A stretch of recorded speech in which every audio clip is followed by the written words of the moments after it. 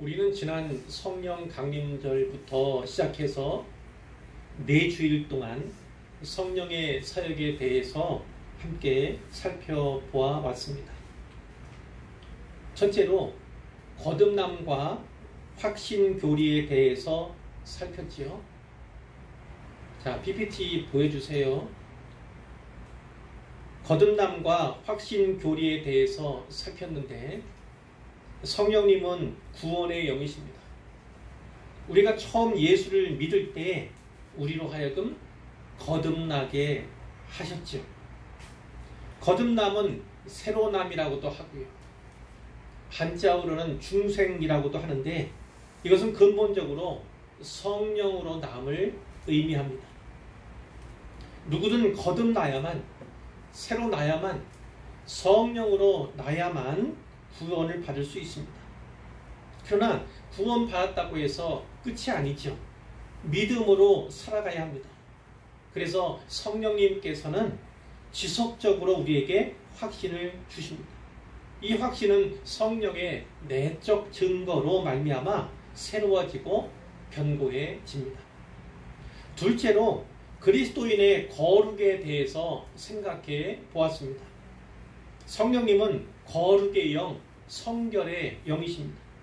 거룩하신 성령님께서 우리 안에 내주하심으로써 우리를 거룩한 처소로 삼아 주셨죠. 성령님께서는 우리가 거룩하신 하나님을 닮아가도록 이끌어 가십니다. 인격의 3요소인 지정의를 터치하시고 변화시키시죠.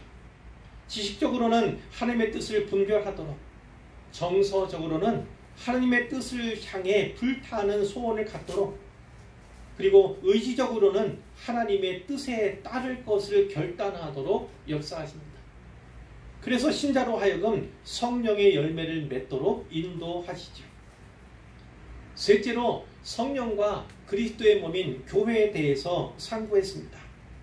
성령님은 교회의 영이십니다. 하나님이 피로 사신 교회, 주님의 몸된 교회를 세우시고 교회를 교회답게 자라게 하시죠. 성령께서는 교회에 코이노니아를 허락하셨습니다. 코이노니아는 교제를 의미하죠. 이 교제는 수직적으로는 삼위일체 하나님과의 사귐으로 나타나고요. 그리고 수평적으로는 이웃, 특별히 신자 상호 간의 돌봄과 나눔으로 드러납니다. 예루살렘 초대교회가 이 일에 모본이 되었죠. 이 돌봄과 나눔의 사역이야말로 성령의 임재, 교회 안에 성령이 임재해 계신다는 그러한 가시적인 지표가 된다, 이렇게 나누었습니다. 성령께서는 교회를 위해서 목회적 돌봄도 준비하셨어요. 개신교회 목사 그리고 목회자들을 예비하셨고요. 세례를 통해서 신자를 교회에 가입시키는 그 책무를 목사에게 부여하셨습니다. 장로교회는 목사와 장로라는 직분을 주셔서 교회를 다스리고 보살피게도 하셨습니다. 성령께서는 또한 모든 신자들에게 영적인 은사들, 카리스마타를 허락하셨어요. 성령님이 이 은사들을 그분의 뜻에 따라 골고루 나누어 주시는데요. 교회의 덕을 세우고 그리스도의 몸을 세우게 하시는 성령님의 은혜의 선물이 은사다, 이렇게 이해하면 되겠습니다. 넷째로 우리는 성령과 선교에 대해서 나누었습니다. 성령님은 선교의 영이십니다. 성령님은 교회를 통해 무엇을 꿈꾸시는가? 우리는 예수님께서 초막절에 성전에서 외치셨던 그 말씀, 요한복음 7장 37절로 39절의 말씀을 상고했는데요. 누구든지 목마르거든 내게로 와서 마시라. 나를 믿는 자는 그 배에서 생수의 강이 흘러나오리라. 아멘. 이 생수는 그를 믿는 자들이 받을 성령을 가리켜 말씀하신 것이죠. 여기에 마시는 물과 흐르는 물이 나옵니다. 마시는 물은 소량에 불과하죠. 양이 적습니다. 그러나 이 적은 양의 물이 강으로 바뀌어요. 마시는 물이 흐르는 물로 변합니다. 믿는 자의 배에서 곧 우리 안에서 역사하시는 성령님의 능력 때문이죠. 복음을 받은 자, 곧 성령을 받은 자는 이와 같이 흘려보내야 하는 책임이 있습니다. 믿는 자들의 모이는 교회는 예배만 아니라 선교를 통해서도 자기를 표현해야 합니다. 좋은 교회, 참다운 교회는 잘 모이는 교회뿐만 아니라 잘 흩어지는 교회이기도 합니다. 예배를 위해서 모이게 힘써야 하고요. 받은 은혜를 안고 흩어져야 합니다. 예배는 천국에서도 계속될 것이기 때문에 예배에 힘써야 하죠. 반면 선교는 이 땅에서만 가능합니다. 천국에서는 더 이상 선교가 필요치 않습니다. 그러므로 이 땅의 교회는 세상에 나아가 선교해야 합니다. 선교의 동력은 성령으로부터 나오죠. 성령님은 예수님의 본을 따라서 우리 교회가 성육신적 선교에 나서기를 원하십니다. 그러므로 우리는 선교를 꿈꿔야 하고요. 선교의 비전을 구체적으로 품어야 합니다. 그리고 선교를 실천해 나가야 합니다. 여기까지 살펴보았고요. 이제 성령의 사역에 대해 설교하는 마지막 시간입니다. 오늘은 5번째로 성령과 그리스도인의 소망이라는 제목으로 말씀을 전하겠습니다. 자, 우리는요, 예수님의 초림과 재림 사이의 시대를 살고 있습니다. 예수님께서 사람으로 이 세상에 오셨을 때 이 땅에 하나님의 나라가 임했어요. 예수님께서 하나님의 나라를 가져오셨기 때문이죠. 공생애를 사시다가 십자가에서 죽으시고 부활하신 예수님께서 승천하시면서 하늘로 올라가시면서 재림을 약속하셨습니다. 예수님은 때가 되면 하늘로 가심을 본 그대로 다시 오실 것입니다. 주님이 다시 오시는 그날 하나님 나라는 완성되게 될 것입니다. 따라서 우리는 이미 임한 하나님 나라와 장차 올 하나님 나라 그 사이의 시대를 살아가고 있는 거죠. 장차 임할 하나님의 나라는 하나님 나라의 완성을 뜻합니다. 완성된 하나님의 나라입니다. 그 나라는 아직 오지 않았습니다. 이렇듯 우리는 이미와 아직 사이에서 살아갑니다. 이미의 시대와 아직의 시대, 두 시대 사이에는 간격이 있어요. 갭이 있습니다. 우리의 시간 개념으로 최소한 2000년 그리고 수십 년 이상의 시간적인 간격이 있는 셈이죠. 짧은 기간이 아닙니다. 그러나 두 시대 사이의 간격을 서로 연결하며 관통하는 것이 있는데 그것이 바로 약속입니다. 하나님 나라에 대한 하나님의 약속이죠. 길이요 진리요 생명이신 예수 그리스도를 믿어야만 구원을 받습니다. 구원받은 자들이 하나님 나라에 들어가게 돼요. 구원의 문은 항상 열려 있습니다. 그러나 언제까지 열려 있는 것은 아니죠. 때가 되면 닫힐 겁니다. 그리고 분명한 것은 그 때가 시시각각 다가오고 있다는, 가까우고 있다는 사실이에요. 아시다시피 우리는 이미와 아직 사이에서 일부의 시대만을 살아갑니다. 인생은 길어야 100년이죠. 우리는 예수님의 재림을 살아서 이 땅에서 보게 될는지 죽어서 천국에서 보게 될는지 알 수 없습니다. 그러나 우리가 이 땅에서 예수님의 재림을 보지 못한다 할지라도 걱정할 것은 없어요. 하나님의 약속은 영원하고 무궁하며 확실하기 때문입니다. 하나님께서 우리의 시민권이 하늘에 있음을 또 우리가 하나님의 자녀임을 증명해 주시고 나아가 보증해 주시기 위해서 전혀 새로운 약속으로 믿는 자 안에 성령의 내주를 허락하신 것입니다. 이 성령의 내주야말로 우리가 구원과 우리의 구원 그리고 하나님 나라 시민권에 대한 가장 확실한 보증이다. 이렇게 말씀을 드릴 수 있습니다. 사도 베드로는 오순절날 이렇게 설교했어요. 너희가 회개하여 각각 예수 그리스도의 이름으로 세례를 받고 죄사함을 받으라. 그리하면 성령의 선물을 받으리니 성령을 선물로 받으리니 이렇게도 읽을 수 있죠. 따라서 성령의 선물에는요 이중적인 의미가 있어요. 우리가 성령을 받은 그 사실에는 이중적인 의미가 있다는 거예요. 하나는 약속의 성취입니다. 예수님께서는 사도행전 1장 4절 5절에서 사도들에게 이렇게 분봉하셨어요.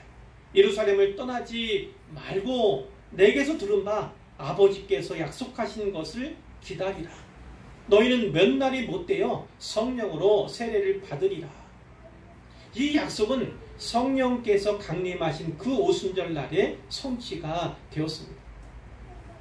다른 하나는 성취의 약속, 성취에 대한 약속이에요. 그 오순절 날부터 성령님은 임재만 아니라 내주, 신자 안에서 내주를 시작하셨습니다. 앞에서 말씀드린 것처럼 성령의 내주는 약속에 대한 하나님의 가장 확실한 보증입니다. 그러므로 성령의 선물은 우리 안에 성령의 내주가 있게 된 것은 약속의 성취일 뿐만 아니라 동시에 성취의 약속, 성취에 대한 약속이다. 이렇게 볼 수 있다는 거죠. 신약 성경은 이러한 이중적인 관점을 몇 가지 은유를 통해서 우리에게 보여줍니다. 이 시간에는 그것을 세 가지로 살펴보고자 하는데요. 첫째는 매매나 거래와 같은 상업적인 은유입니다. 두 번째는 농사 및 추수와 관련된 은유고요.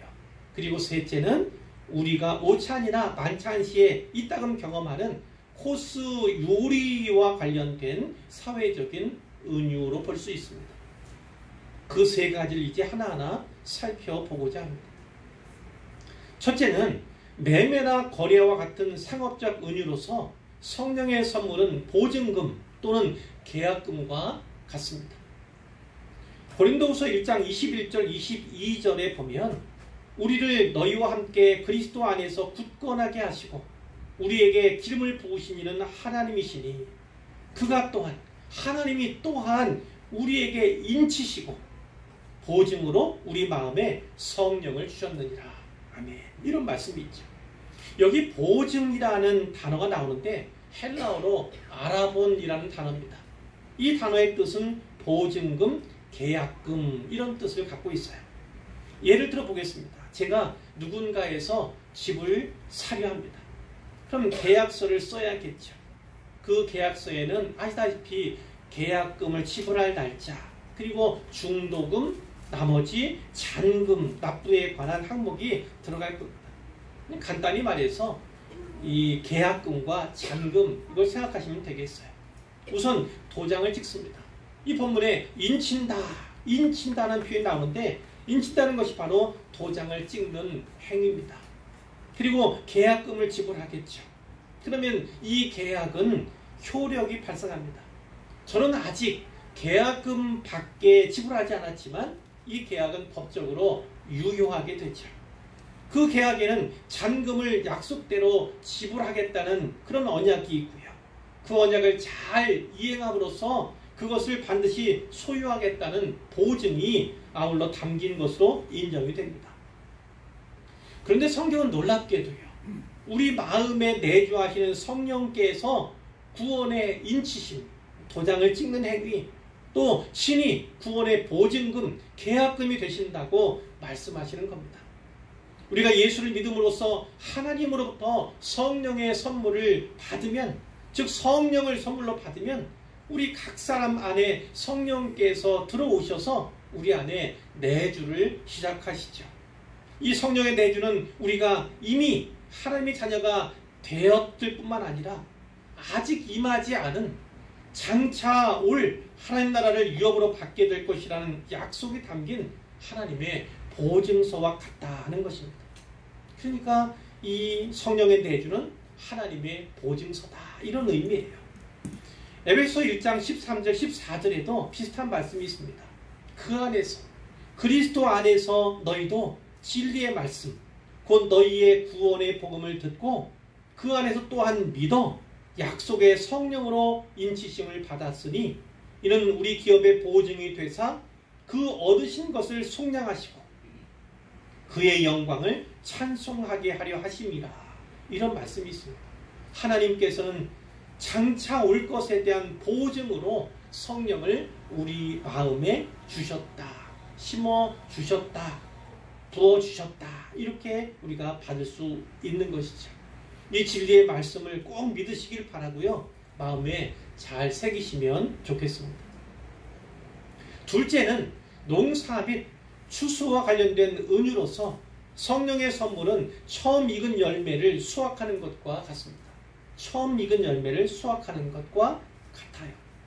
로마서 8장 23절에서 바울은 우리 그리스도인을 이렇게 표현했습니다. 우리 곧 성령의 처음 익은 열매를 받은 우리. 곧 성령의 처음 익은 열매를 받은 우리. 여기서 성령과 처음 익은 열매는 동격입니다. 동격이 같은 의미예요. 농부가 처음 익은 열매를 수확합니다. 그것을 성경에서 첫 열매 이렇게 부르죠. 우리가 잘 아는 부활장 고린도전서 15장 20절에 이런 말씀이 있습니다. 그러나 이제 그리스도께서 죽은 자 가운데에서 다시 살아나사 잠자는 자들의 첫 열매가 되셨도다. 예수님의 부활은요, 그분을 믿는 신자들의 부활을 보증한다는 거예요. 신자들의 부활을 보증한다. 이것이 첫 열매가 가진 참된 의미입니다. 마찬가지로 처음 익은 열매는요, 더 많은 열매가 익어갈 것을, 또 첫 열매를 수확한 것 같이 더 많은 열매들이 수확될 것을 약속합니다. 성령의 오심 그리고 성령의 내주는요, 이 추수의 시작이면서 동시에 추수가 완성되리라는 보증이 된다는 말씀이에요. 여러분은 성령을 받으셨습니까? 여러분 성령 받으셨어요? 대답을 왜 안 하세요?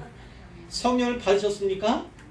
네. 그렇다면 저와 여러분 안에 성령의 내주가 이미 시작되었고 장차 구원받은 많은 신자들과 함께 완성된 하나님 나라에 들어가게 될 것입니다. 이것을 확실히 믿으시기를 바랍니다. 셋째는 사회적인 은유입니다. 성령의 선물은 마치 코스 요리 중에 전체 요리와 같습니다. 코스 요리 중에 전체 요리와 같습니다. 오찬과 만찬 자리에서 이따금 코스 요리를 먹을 때가 있죠. 이때 전체 혹은 전체 요리라는 것이 나옵니다. 이것은 식사 전에 식욕을 돋구기 위해서 내는 요리죠. 영어로는 에피타이저 들어보셨을 거예요. 또는 스타터 이렇게 이야기를 하는데요. 이 전체 요리는 첫 번째 코스에 해당을 합니다. 메인 디시, 즉 주 요리는 나중에 나오죠. 주 요리는 아니에요. 그러나 이 전체 요리는요, 식사의 시작을 의미하는 동시에 메인 요리까지 나머지 음식들이 잇따라 줄줄이 나올 것을 보증하는 것입니다. 내가 에피타이저를 받기 시작했습니까? 그러면 주요리까지 줄줄이 새로운 음식들이 주어지게 된다는 말씀이에요. 그게 확실한 보증이라는 말씀입니다. 히브리서 6장 4절 5절에 이런 말씀이 있어요. 한 번 빛을 받고 하늘의 은사를 맛보고 성령에 참여한 바 되고 하나님의 선한 말씀과 은혜의 내세의 능력을 맛보고도, 이런 말씀이 있어요. 물론 뒤 이어지는 6절에는요, 이러고도 타락한 자들에 대한 말씀을 주세요. 이런 은혜를 받고도 타락한 사람들에 대한 이야기예요. 그러나 지금 여기 나누려는 것은 4절과 5절 말씀입니다. 여기에 한 번 빛을 받았다 이런 표현이 나오는데요. 이것은 복음의 진리를 받아들인 것을 의미합니다. 그리스도께서 우리의 눈을 열어주셨어요. 빛의 자녀로 우리를 삼아주셨음을 의미하죠. 그러므로 정상적이라면, 제가 정상적이라고 말하는 것은 뒤에 그럼에도 불구하고 배도한 사람들, 그 뒤에 또 배반한 사람들, 이런 사람들에 대한 이야기가 나오기 때문에 조심스럽게 말씀드리기 위해서 정상적이라면 이렇게 표현한 거예요. 다른 말로 짝퉁신자가 아니라면 분명히 성령의 내주가 그 안에서 이루어지게 될 것입니다.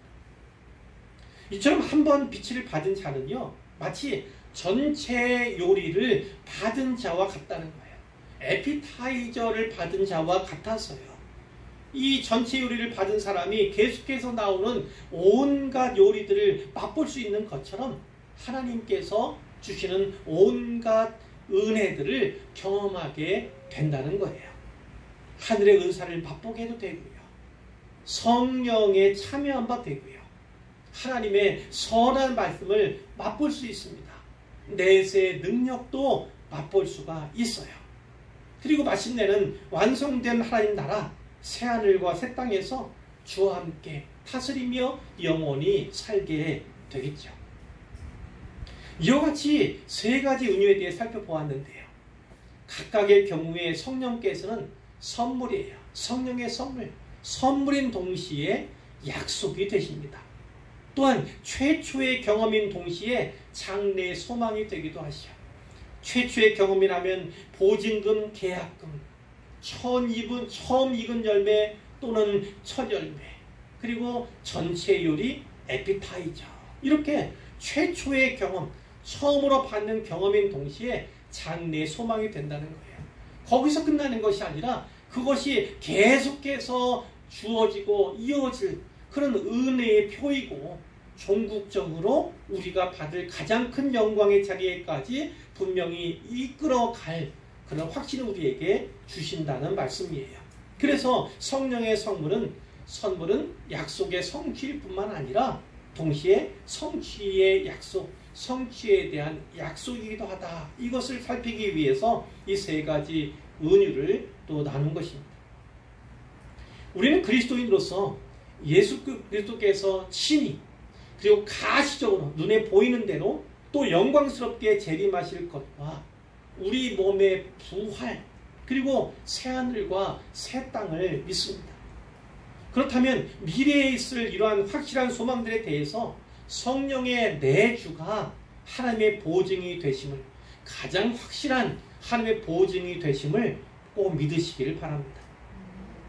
이런 믿음을 가진다면 우리는 이렇게 고백할 수 있어요. 성령님께서는 우리 안에 내주하심으로써 이미와 아직 사이를 연결해 주십니다. 이미 임한 하나님의 나라와 아직 완성되지 않은 장차 올 하나님의 나라를 약속과 섭리 가운데서 연결해 줄 뿐만 아니라 우리 신자 한 사람 한 사람의 구원의 서정에서도 역시나 이미와 아직 사이에, 우리는 구원받은 신자이지만 우리의 구원은 아직 완성되지 않았습니다. 그 이미와 아직 사이에 견고한 다리를 놓아주시는 분이심을 우리는 고백하게 되는 거죠.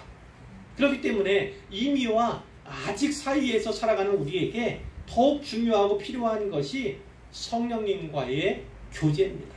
사귐입니다. 성령 안에서 살아가는 삶이죠.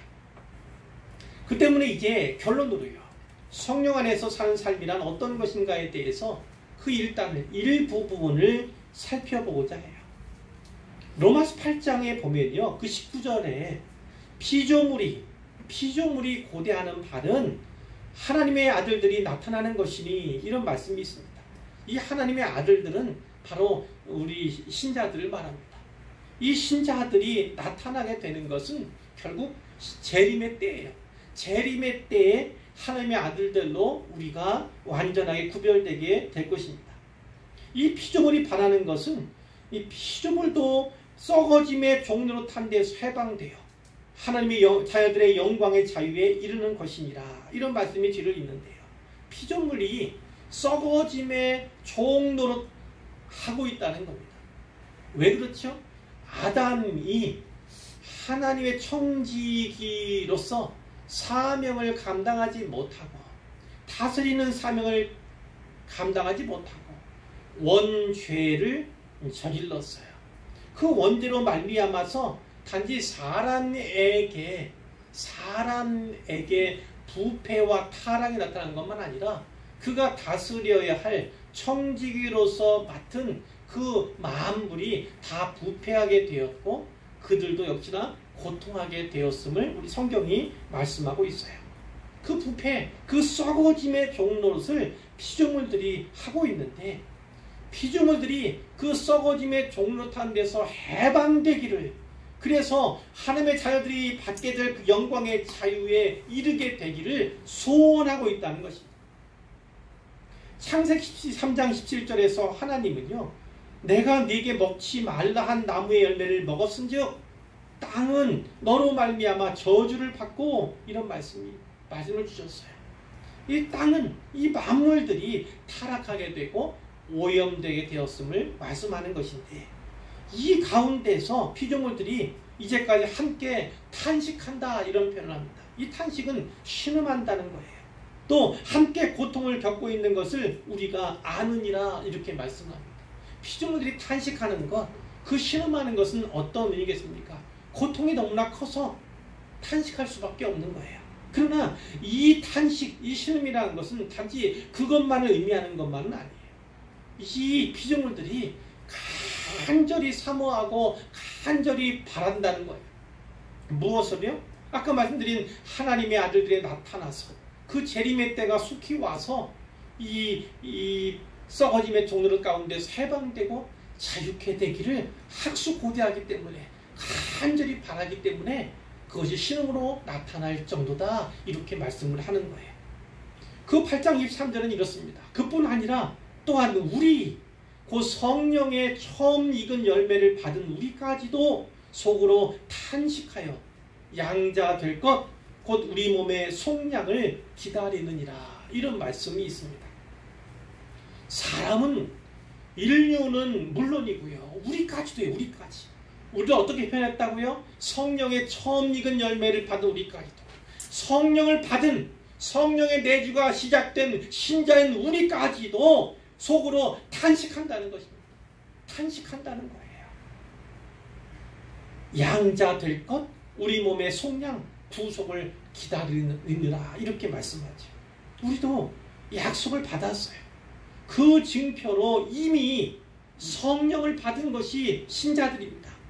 그러나 마지막 영광의 실현은 아직 이루어지지 않았어요. 마지막 영광은 아직 보지 못했어요. 또한 신자는 이미 하나님의 가족으로 입양이 되었습니다. 양자가 되었어요. 그러나 그 입양의, 그 양자됨의 완전한 효과는 아직 나타나지 않았습니다. 우리는 속량을, 우리는 구속을 기다리고 있어요. 예수님께 재림하시면 우리는 그때 완전한 속량을 경험하고 완전한 입양의 효과를 누리게 될 것입니다. 그것 때문에 탄식하며 그것 때문에 신음하고 있다. 간절히 바라고 열심으로 기다리느라 신음할 수밖에 없다는 것을 말씀하는 거예요. 물론 원죄로 말미암아 죄악된 세상에 살아가는 것이 힘겹죠. 그런 탄식도 배제할 수 없지만 그 탄식은 더욱더 간절히 사모하며 바라는 열심을 내는 그 모습 가운데 나타나는 신음으로도 읽을 수 있다는 거예요. 우리가 소망으로 구원을 얻었음에, 소망으로 구원을 얻었어요. 구원을 얻지만 그것은 소망으로의 장차 이루어질 것으로 받은 구원이라는 거예요. 완전한 구원은 장래에 이루어질 것이다. 이런 의미에서 소망으로 구원을 얻었다. 이렇게 표현을 하고 있는 것입니다. 보이는 소망이 소망이 아니니 보는 것을 누가 바라리요. 만일 우리가 보지 못하는 것을 바라면 참음으로 기다릴지니라. 그 완전한 구원을 위해서, 그 구속을 위해서 참음으로 인내하며 기다려야 한다. 이렇게 말씀을 하고 있고요. 자, 26절부터는 성령님에 대한 말씀이 있죠. 이와 같이 성령도 우리의 연약함을 도우시나니 우리는 마땅히 기도할 바를 알지 못하나 오직 성령이 말할 수 없는 탄식으로 우리를 위하여 친히 간구하시느니라.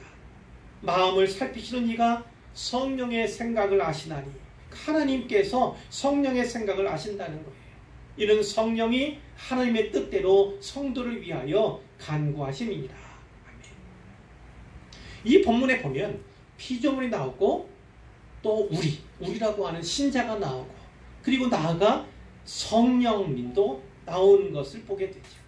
이 본문에 보면 탄식이라는 단어가 이 피조물과 신자와 또 성령으로 이어지고 있음을 우리가 주목하게 됩니다. 피조물도 탄식하고 신자까지 탄식하고 그리고 성령께서도 탄식하는, 물론 성령의 탄식은 우리의 탄식과 우리의 신음 때문에 친히 간구하시느라 하시는 탄식이지만 다 탄식으로 이어지고 있음을 보게 되는 거예요. 이것으로 볼 때 이미와 아직 사이를 살아가는 우리 그리스도인들이 해야 할 일은 자명합니다. 그리고 그것이 곧 성령 안에서의 삶이다. 그 삶의 일부다. 이렇게 이해할 수 있겠어요. 자, 무엇을 해야 합니까? 피조물의 탄식을, 그 신음을 들어야 합니다. 탄식과 신음. 오늘날 환경, 오염 문제, 북극에 있는 빙하가 녹기 시작했다. 남극이죠. 북극도 마찬가지고요. 그래서 곰이 살아갈 수 없는 그런 지경까지 있다. 지도가 매년 바뀌어지는 그런 모습도 볼 수가 있는데, 또 이 남태평양의 나라들은 이제 곧 물속에 잠기게 되는 그것 때문에, 나라가 없어지게 될 것 때문에 또 신음하고 그런 가운데 있어요. 이와 같은 피조물의 신음과 탄식, 그들이 주님의 재림을 얼마나, 자기들이 얼만큼 회방과 자유를 원하는가, 그 신음을 들어야 할 필요가 분명히 있죠. 그리고 우리도 탄식해야 한다는 거예요. 신음해야 한다는 거예요. 단지 죄악된 세상 가운데 살아가는 그 탄식, 그것만 아니라 피조물들이 얼마나 그것을 사먹어 있는가, 문 영혼들이 그것을 얼마나 사먹어 있는가, 그것에 대해 탄식하며 신음하고 그것을 바라야 한다는 것을 말씀하고 있는 거예요. 살펴보았는데 이 탄식이라는 것은 간절히 바람을 의미합니다. 그리고 열심을 내어 기다리는 것을 의미합니다. 그 열심을 내는 것이 필요하고, 또 참음으로 기다릴지니라, 이런 말씀을 통해서 인내가 필요함을 우리에게 말씀해 주시는 것이고요. 그리고 우리의 약함을 도우시는 성령님이 계심을 확실히 믿어야 합니다. 성령님께서는 말할 수 없는 탄식으로 우리를 위하여 친히 간구하시는 분이시죠. 그 분을 믿어야 합니다. 그러면 우리가 알거니와 하나님을 사랑하는 자, 곧 그의 뜻대로 부르심을 입은 자들에게는 모든 것이 합력하여 선을 이루느니라. 아멘. 모든 것이 합력하여 선이 이루어지게 될 것이고요. 우리는 마침내 그 참된 선이 이루어지는 것을 보게 될 것입니다. 골로새서 1장 17절 말씀, 이런 말씀이 있어요. 이 비밀은 너희 안에 계신 그리스도시니 곧 영광의 소망이니라. 이런 말씀과 같이 우리의 소망은 그리스도십니다. 그리스도가 우리의 소망이세요. 그런데 자세히 보면 너희 안에 계신 그리스도, 이렇게 말씀하신 것을 보게 되죠. 그러므로 또한 우리 안에 내주하시는 성령님이 우리의 소망이다, 이렇게도 말씀을 드릴 수 있겠어요. 갈라디아서 5장 5절은 이렇게 말씀합니다. 우리가 성령으로 믿음을 따라 의의 소망을 기다리노니. 우리의 믿음은 성령을 통해서 우리에게 주어졌어요. 우리는 성령님께 주신 믿음으로 의의 소망, 그 때를 기다리며 살아갑니다. 그리스도인의 소망은 그래서 성령님 안에 있습니다. 우리의 최후 상속을 위한 최초의 보증금이 되신 성령, 그 성령을 선물로 받은 우리에게는 확실한 약속이 있습니다. 그 약속 때문에 희망이 있습니다. 그러므로 이 이미와 아직 사이에서 우리는 성령 안에서 살아가야 하는 것입니다. 피조물의 탄식과 신음을 듣는 자로 있어야 합니다. 뿐만 아니라 믿지 않는 자들의 탄식과 그 신음을 들어야만 합니다. 그것을 듣는 가운데 탄식하고 신음하며 기도하고 열심으로 기다려야 하는데, 무엇보다 주님의 마음을 품고 뜨거운 마음을 품고 영혼 구원을 향한 열심을 내고 그 일을 위해서 매진하며 때로는 인내하며 견디며 수고하는 그런 선교의 사명자로서, 또 복음 전파에 수고하는 일꾼으로서 살아갈 수 있기를 바랍니다. 그것이 바로 성령께서 원하시는 일, 성령 안에서 살아가는 길임을 꼭 기억하시기를 바랍니다. 주님의 이름으로 축복하고 축원합니다.